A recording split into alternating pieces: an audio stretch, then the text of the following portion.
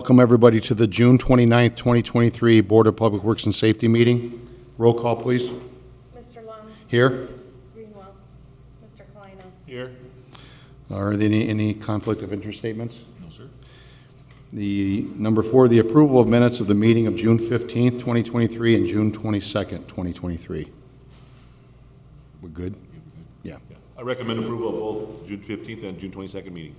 And I concur. Moving on to number 5, bid openings, removal and replacement of lead-impacted soil, environmental remediation.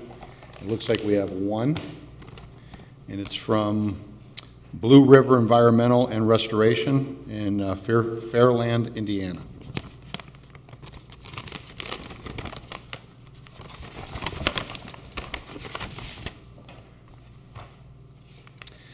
We have the bid proposal.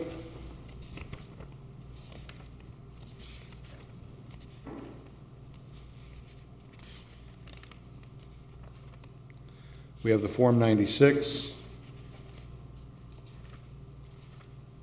the non-collusion affidavit,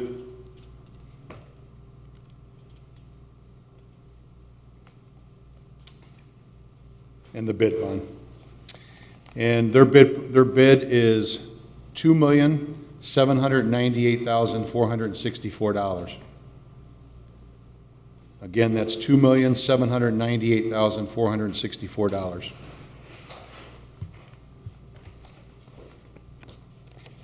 President, to the board, I'd ask that you refer this to our consultant, Enviroforensics, Morgan Saltzgiver, here today from Enviroforensics. If we could refer that to the consultant for review and recommendation. Okay. I make the recommendation we send it to the consultant and for review and recommendation. And I concur. Thank you. Moving on to number 6, matters from other department heads or their representatives. Anybody? Okay, then moving right along to number 7, letter A, correspondence received from Lieutenant Ralph Bogey requesting the approval for the disposals of HPD squads that are no longer in use. I recommend the approval. And I concur. Letter B, correspondence received requesting to install speed bumps around the 41 to 4400 blocks of Toll Avenue, 4100 to 4400 block of Cameron Avenue, and 4100 to 4400 block of Johnson Avenue due to speeding vehicles. Mr. Button? It's the policy of this administration to not install speed bumps. This is a law traffic enforcement issue. We'd ask that you refer this to the police department. Okay. Thank you. Refer it to the Hammond PD. Yeah, deny the request. And we'll deny the request? Yeah. Yep. And I will concur. Thank you. Letter C, correspondence received from Jatuan Powell requesting a block party on July 4th, 2023 from 6723 through 6707 Alabama Avenue. I recommend that we approve the party to make sure that it ends at 10 p.m. And I concur. Letter D, correspondence received from Roger Torres, owner of Torres Accounting and Tax Service, 837 169th Street, requesting the sewer drain in front of his property be removed and placed on city property due to it being plugged and causing a great inconvenience for parking for employees and customers. Good morning. Good morning. Mr. Torres? Yes, I would like to provide you with pictures of the issues that we have. It's not in front of our building, but it's in the rear of our building where we do have the problems. Who should we get those, or should we give them to you? I would present them to the board. Board, okay. Sir, if you could just walk them up here, that'd be great. Thank you. Thank you. There's a basin on the back of our building, and we have our parking spaces there, so our employees are not able to park in there. I purchased that building back in 2017, and that basin existed already in there. Well, I went and get a survey to see if there is an easement in the property. There is no easement on the property. So that basin is causing a lot of problems because it gathers the water from the alley, from my neighbors, and from the front of the alley. there is actually no exit to go to the street. The street is very much higher. Right. So I need some help. I don't know what to do with that problem. 2 or 3 years ago, I went and hired a company to come and clean it. I pay almost $1,000 to clean it. But again, why should I pay for something that everybody around is benefiting from? So I need some help to remove that basin, put it on the alley, or do something with it. Okay. Should we forward this to you or to sewer? Technically, it's a What, sanitary district? It is on private property, Mr. President, so I don't know the circumstances of why it was installed, but generally, sewers that are placed on private property are the responsibility of the property owner. not Okay. citizens. Okay, yeah, because you can tell it's causing a flooding of his parking lot there. The parking lot of the building, and that's typically what's done, the drainage is for the parking itself, and it's connected. Okay. We have circumstances throughout the city, Mr. President. One that jumps to mind is the bakery on Holman Avenue, where in order to construct the parking lot, the property owner needed to install a drain to drain the parking lot. So it's our opinion that this is a private property owner issue, not the sanitary district's but- responsibility. But Thank you. my building drains to the back. There's a drain in the back of the building, so I don't use the basin. Well, I don't need the basin in my property. If it's my property, then I want to plug it, close it, because I don't need it. okay, so what we're gonna do is we're gonna forward the issue that you have to sanitary district, and then I'm gonna have somebody from there reach out to you, and we'll rectify this one way or another, okay? Mr. Councilman Peters has been there, and he has noticed what is the problem. If you want to hear some words from him, I'm sure that he'll be willing and able Okay. to explain a little bit further on it. Well, again, we're not gonna answer any of the questions right now, I know that for sure. Okay, Council Emerson is in his district. He's under the weather, so he couldn't be here. Okay, Yeah, I've seen it, and of course, everybody, I believe, the engineer's seen it and the sewer department's seen it. The question is, it's on his property, but it's draining the whole alley, including the street, Joint Street to the north, which is Cherry Street. So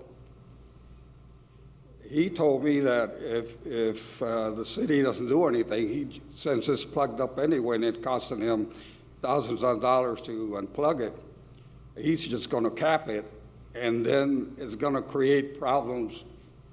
The same problem, it's not gonna help his problem, but that alley is gonna remain flooded.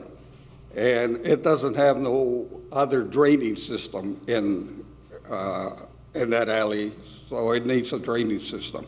If he plugs it up, since it's on his property, it's just gonna create, the problem's gonna continue.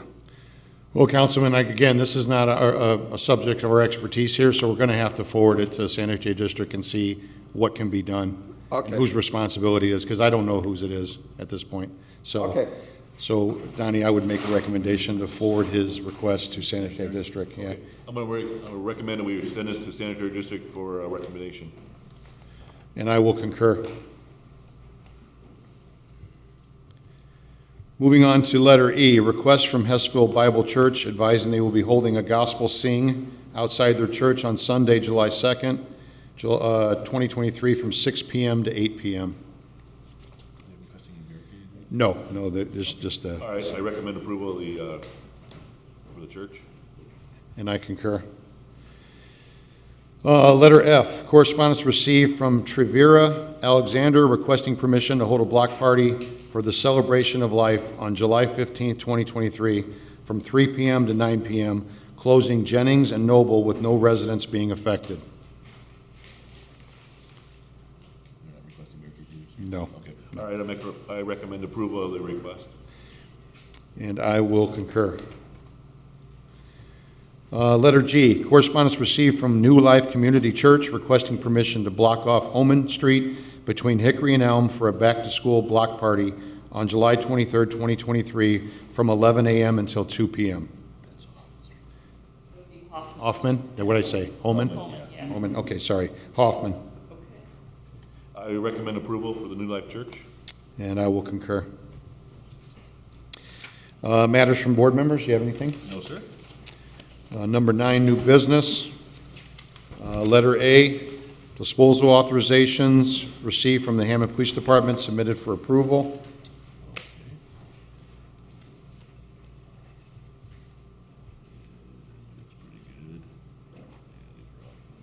Good to go. Yep, good to go. I recommend approval of the disposals.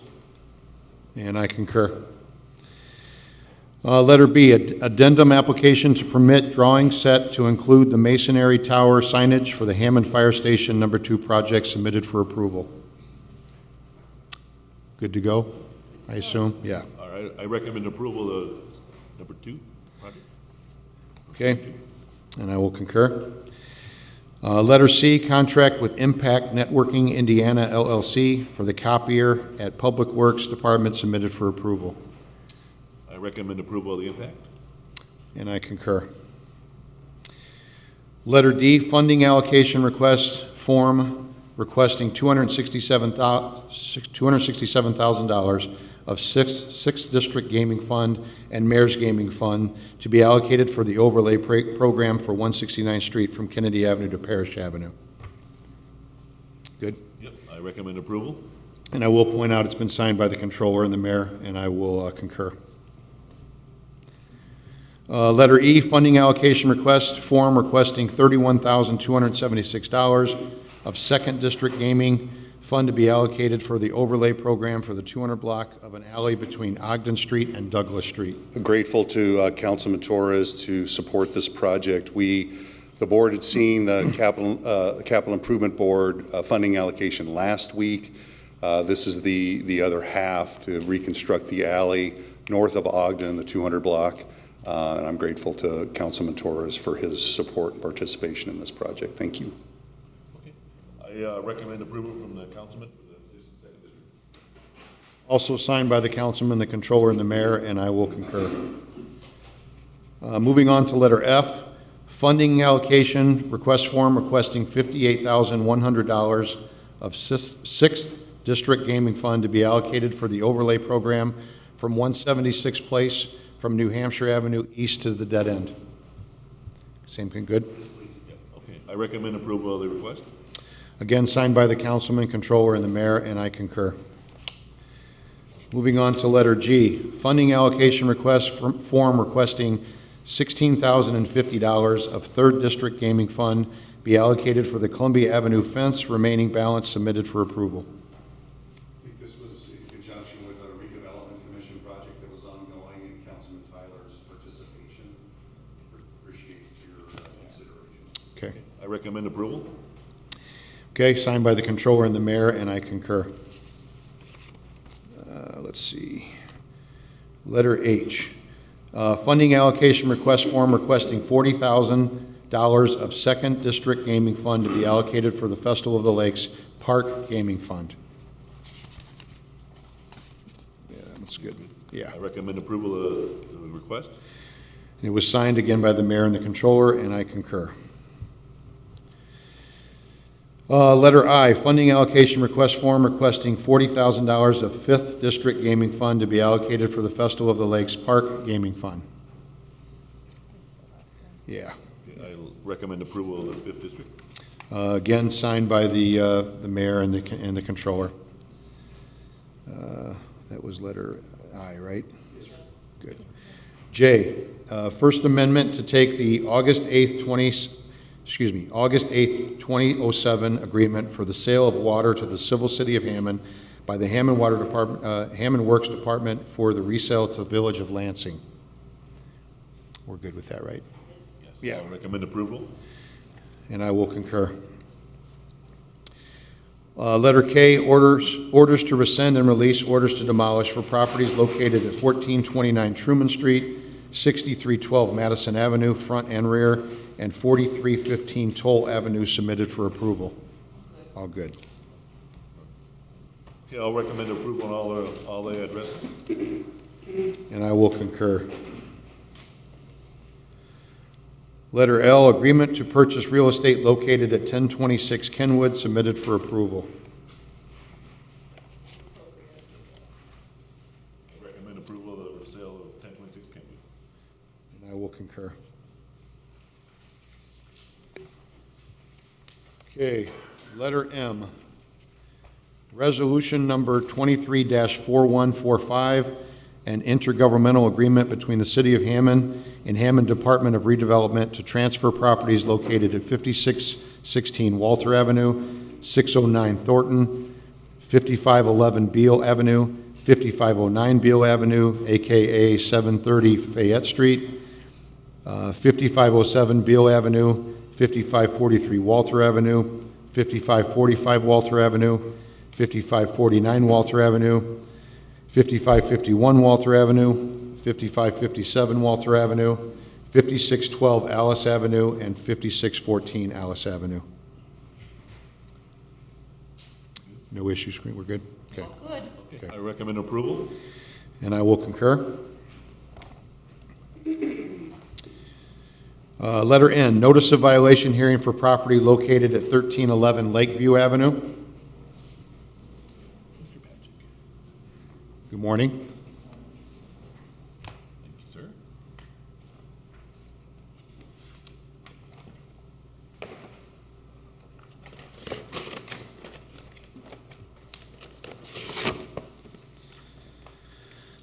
The property was inspected on May 24th, 2023. During the inspection, it was discovered that the property contains a non-conforming basement apartment.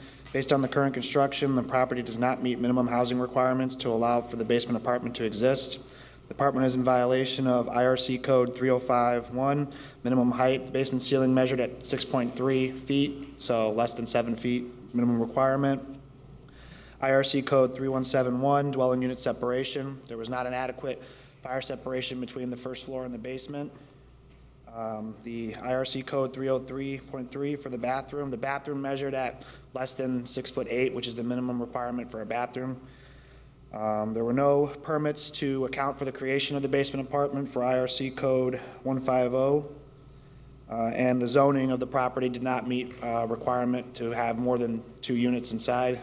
Based on this information, we ask that the board affirm the order for the removal of the basement apartment and have the property converted back to a 2-unit dwelling and recorded with the Lake County Assessor's Office. The owners are on board with the property. They were not able to make it today, but I have spoken to them, and they are going to convert it back.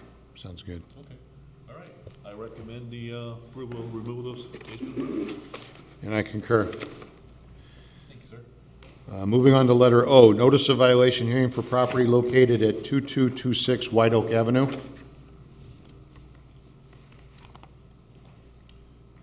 Thank you.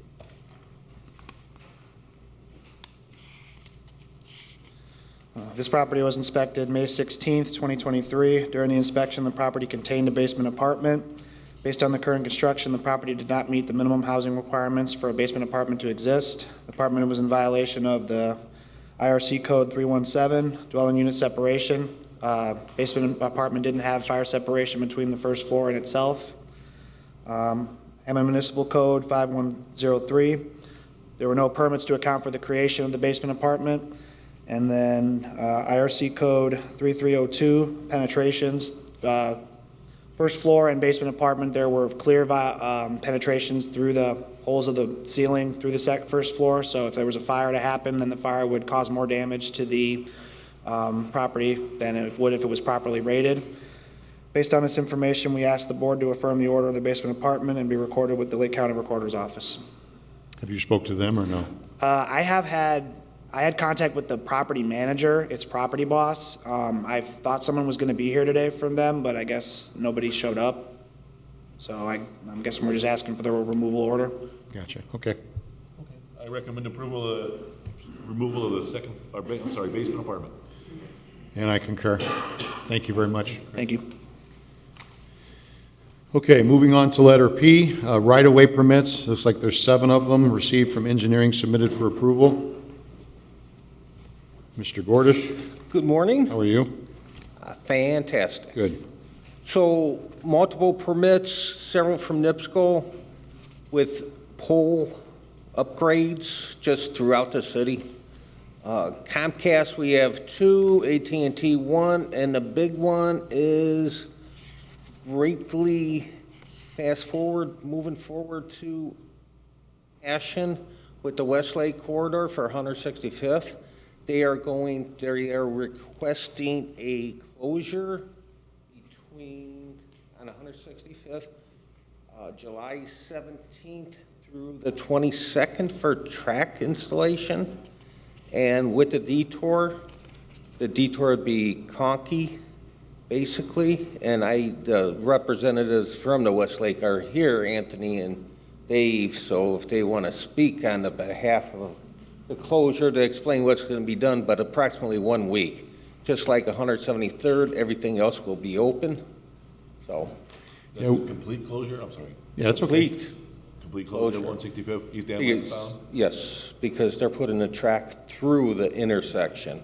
It was safer for them to, if we closed it completely, correct? We talked about, Federal rail regulations are not allowed to have a weld in the intersection, so we can't do half the time. I got you. Benefits you and the rail because if it would break, then we would have to be in the middle of the road, so they make sure that there's no welds through it. So what we're doing is making the panel, putting it, dropping it in, just connecting it up, and getting it out. So we're looking at 5 days. Right now, we're at 4 days, and the 173rd we got on schedule, but it's all contingent on weather too. So gotcha. one thing.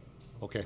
So I would recommend approval of their permit, and hopefully there won't be any other closures for 165th in Okay. the future. All right, I recommend approval of all 7 right-of-way permits. And I concur. Thank you, gentlemen. Letter Q, mobile food vendor application from Sweet Glee submitted for approval. I recommend approval for the Sweet Glee mobile food vendor. And I will concur. Letter R, garage sale permit submitted for approval. We're good, Donnie. Yep, yep. All right, I recommend approval of all the garage sale permits. And I concur. Moving on to number 10, old business. Letter A, status for 847 117th Street.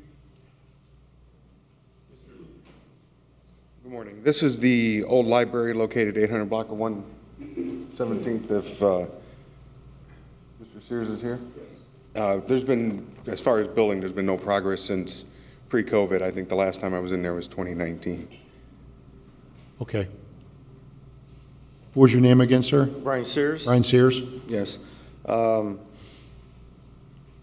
We finished up the front door. I put the numbers on the windows, so that was taken care of. The grass and everything, the property outside is being well maintained. I just cut the grass yesterday in spite of the ozone alert. Yeah. We discovered that there's roof damage around the 4-foot square chimney going up the side, and a permit has been pulled to repair that. It's a metal roof. It's going to be difficult, of course, to take off the metal roof, and we're going to have to get down to the base and replace all the wood around the metal around the chimney and water ice guard it. My son-in-law is involved in that.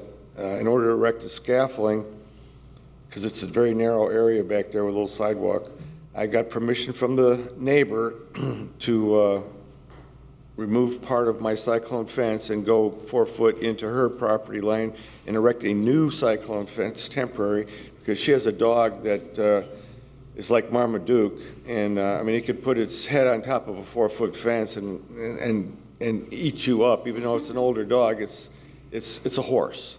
So we're making progress in that regard. We're continuing to work forward. I'm continuing to get bids on foam insulation. Some of the bids, one of the bids I came in was at $55,000. I'm looking for additional bids, and all I can say is I'm continuing to work forward. Sometimes other properties have emergencies, and I have to relocate some of my activities. And I beg the court for more time and to keep working. So, Mr. Sears, the chimney issue that you're talking about today, that was something that came up recently that's new?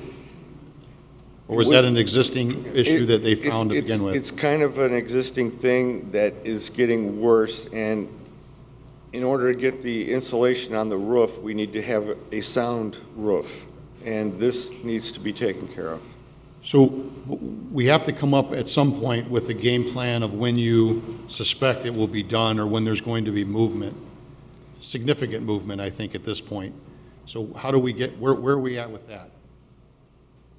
Once the roof is done and I can get bids on get someone to do the work for insulating it, it should go quickly, but that is a very big mountain to get over right now. Okay. Bill, you have some? If we can, the city would like a status for 30 days, give us an opportunity to get inside, see the status of the inside of the building, check on the damage that he mentioned is going on, and then we can determine there how much more time we feel we should grant. Okay, so do we want to do July 27th, or do you want to go the first one in August? 7/27. Perfect. July 27th? Mm-hmm. Okay, so let's set it for status, Joe. I'll set this, I'll recommend this, setting this for status for July 27th, 90 days. Mr. Sears, you understand that? Yeah, I'll fully cooperate. Anytime he wants to call me, he can come into the building anytime. Okay, thank you. And I concur with the recommendation. Moving on to letter B, status for 228 Condit Street. This property is moving along well. The siding has been replaced. Inside has been gutted, reframed as they needed, and insulated. If they are ready for it, city recommends a 90-day rehab extension. Not sure on the expiration date. Let's see, August, the end of September, it's like the 28th of September? 28th of September? Is that good? Yes. Okay. And I'll get a hold of Attorney Smith's office and make sure that that gets sent over. Okay, All right. I recommend a status date of September, extending the, extending yeah, to September 28th. and I concur.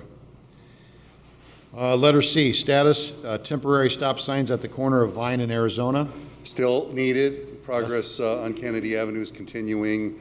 We believe that the work will be done in early August, but that's still 60 days or more out. If we could have 90 days status and leave the sign in place. We'll do that September 28th date Yeah. again? Okay. Yeah, that's great. Thanks. Okay. I recommend we extend this till September 28th. Leave the stop sign in place. And I concur. Okay, number 11, moving on to rental registration hearings. Letter A, 7439 Alabama. Hello. Good morning, ma'am. Good morning. Could you give us your name, please? Diana Garcia. I represent PP&W Property Management. I'm actually here also for both Kennedy, or I'm sorry, for Alabama and the Kennedy Avenue rental registration. Okay, we'll just do one at a time, okay? Okay. So what happened with 7439 Alabama? Well, so we are a very small office. There's only 4 of us, and my boss, the owner, was actually in the hospital for a couple of months. We do rental registrations every month. I'm usually, or every year, I'm usually given the stuff to fill out the forms and stuff. And I honestly just, I don't know how I missed that property. I missed both of those properties. She was in the hospital, like I said, and when she got out of the hospital, after a couple of months, she came back into the office. She asked where the stickers were. I said, well, they didn't do stickers this year. And she said, so she went through them manually. She's like, Diana, you missed Alabama, and you missed. So it was an accident. I mean, if you look at we register like on average 20 per year, and I have all the rest. We did all the rest of them. I just forgot. It was a mistake. It wasn't. So for 7439 Alabama, we have this as a single-family home. There's only been one owner of record. I'm not sure how long they've been managing the property, but we're here for 2023.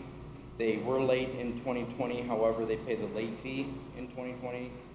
So this is the first time an appeal has been filed on the property. They've been on time previously with registrations for this request. Okay. You, Donnie? Yeah. I recommend waiving the late fee, sorry. And I will concur. We're going to go one at a time, but if you'd like, at the end of today's meeting, you can register them if you want to stay. Okay. Okay. I'll have to go back and do the paperwork. Okay, so moving on to letter B, 6416 Kennedy Avenue. Same thing. So we have this property, it's a residential above commercial. It looks like there's the only owner of record. Now, this property has only been, had one residential unit registered each year, and it's labeled second floor rear. So is there a front apartment on the No, second floor as well? no, I don't know why they referred to it. When they gave it to us, they said that that's how it's referred to. All right, so- It's only residential. So there's only a just- single residential apartment on top? And yes, Okay. that is All correct. right, so we would just ask that the registrations reflect second floor apartment to adequately label the number of units here. So it's a singular unit for 2023, and it's been registered on time previously. All right, I recommend we waive the late fee for 6416 second floor rear apartment. And I concur. Okay. Moving on to second floor apartment, yeah. So just no longer refer to it as rear? Right, that would Okay. indicate then there's a front. Oh, okay. At least possibly, yes. Okay, moving on to letter C, 35 Doty. Looks like there's 3. Good morning, ma'am. Good morning. Could you give us your name, please? Sharon Soto. Go ahead, Ms. Soto. What happened? I thought it was the 30th. I forgot. The 30th of April? Yeah. Okay. Ms. Soto's been listed as the owner since 2018. This is a 3-unit property. However, you occupy one of the units, is that correct? Yes. Which unit is that? 1. Okay. My relatives do 2 and 3. And so it looks like owner failed to register the 2 rental units for 2023. There was 1 waiver granted back in a Board of Works rental registration late fee appeal hearing on January 28th of 21. But the COVID agreement was signed at that time, so it was for 2020. And it looks like that was the only appeal that was ever filed. And then in 2016, there was a settlement through Smith-Sursick. Other than that, it's been registered on time each year. So the only other appeal that was granted was in 2021 for missing 2020. What happened in 21, Ms. Soto? All the years that I've lived there, I don't remember, that's a long time ago, but because it was family-owned, I guess we got a waiver. Somehow in my mind, I don't know. I'm just, I know that I forget. we had a lot of registrations that were appealed, which is why we came up with that agreement during the pandemic. And Yeah. so it was for 2020. I know there was periods of time where the city hall was closed, but we were granting everybody an opportunity to bring the registration current. That is an agreement with the state of the that this stipulates they are aware of the deadline for the registration. Otherwise, while under her ownership, there hasn't been any other period where she was late with registering the 2 units that are rented. So what's your recommendation? I would recommend that this be the final time that the city would provide a waiver for the 2 rental units. It is an owner-occupied property with one of the units under her ownership. She was not part of the settlement through Smith-Sursick, so there was one time during a pandemic in which she was one of the ones that didn't register. So I feel that maybe this would be the last time to extend that courtesy. So, Ms. Soto, we usually only extend the courtesy on one occasion. So as you heard him say this, I believe now we've had 16, 20, and now we're here in 23. So whatever you have to do to make sure it doesn't happen again, I would please make sure that happens, because if it comes before the board again, you will be charged the late fee, just so you're aware of that, okay? Okay, Okay, thank you. you're I welcome. recommend we waive the late fees for 2 units. And I will concur.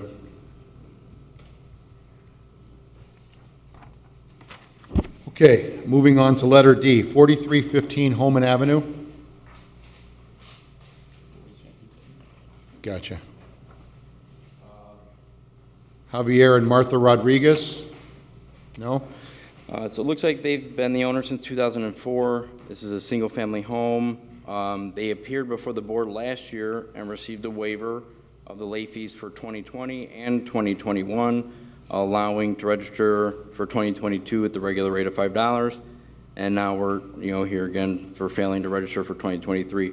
There is a homestead tax deduction applied to the property, so we'll be sending that to Lake County to have that adjusted But based on the failure to appear, I would request that the board deny the appeal of the late fee. Okay. I recommend we deny the late fee for 4315 Holden. Thank you. And I will concur. Thank you. You done, Nick? You good? Okay, moving on. Number 12, the meeting's open to the public. Does anybody have anything they'd like to say? Chris, you good back there? Thank you very much. We appreciate it. Anybody else? Okay, I make a motion for adjournment. recommendation. Recommendation for adjournment. And I concur. Thank you, everyone.